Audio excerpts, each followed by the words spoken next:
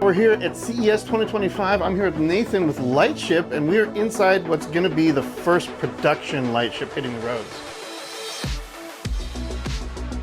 Yes, so we are here in the AE.1 Cosmos edition, and I'll roll you through a couple of our changes that make this trailer different from ones that you might have seen in the past. So first, we'll start up here in our switchback lounge. This is a brand new bed design with it's kind of like a clamshell type of design. So up here, this piece will rotate a full 180 degrees. It'll become a luxurious, approximately queen-size bed. For the other sleeping space, you can drop this table down. We have another cushion that you're able to put on top of it. That way you're able to sleep up to 4.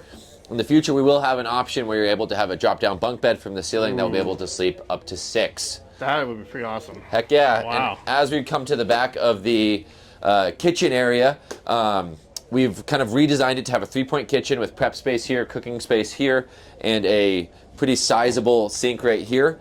We find that to be a more ergonomic kind of layout on the interior. Yeah. You also see an update to our overhead storage cabinets. So these are going to be much larger than maybe some of the mesh bags that you might have seen in the past. Right. And finally, we added some additional storage in the bathroom area here. So you'll see you have vanity storage on both sides of the mirror, and then a pretty luxurious shower in the background as well. Okay, Yeah. There you go. Yeah, there used to be a window here, right? Correct. So there used to be a window here. We decided to actually close that up just so that you're able to have some more functional storage back in the bathroom area. All right, so that's a lot of the interior. So what is the production like? Because this has a motor and a battery pack. What's the stats with that? Correct. So you're going to have a 77 kilowatt hour battery pack that's below my feet. That's going to power our Trek Drive electric motor that will then propel the trailer down the road. The reason that's important is because if you have an EV and you're going to be towing something, you're going to have huge range loss. Right. We're going to give you almost all of that range back through our Trek Drive system, as well as our aerodynamics. So that's the other really important thing about this trailer is the whole upper portion, the roof, is going to collapse down on us while we're traveling down the road. So the cabinetry is going to go down to about the height of the countertop here, or the ceiling is going to go about to the height of the kitchen faucet. We lose over 3 feet of height.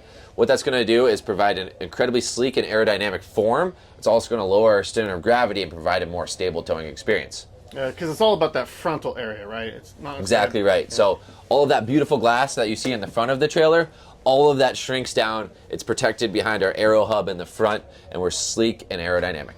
What's the weight of the trailer minus the battery? Like, so, well, the total weight of the trailer, but then how much is the battery of that? Yep. So the trailer fully loaded is going to be about 8,300 pounds. Okay. Tongue weight's about 830 pounds. And the actual specs on the battery, I'm not sure the exact weight on it, but it's very similar to what a Tesla battery pack would weigh. Right. So maybe 800 pounds or so.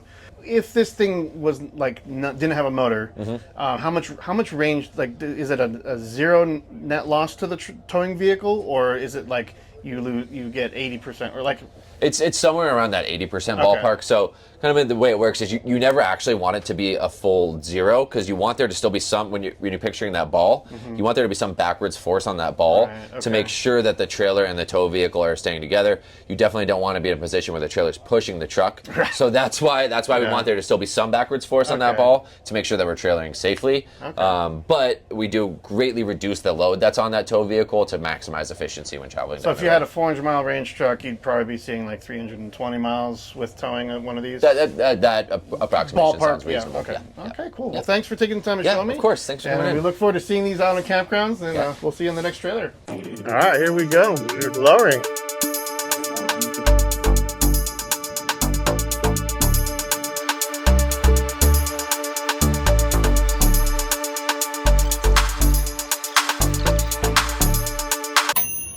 Here is Lightship in its lowered position. Look how sleek that gets.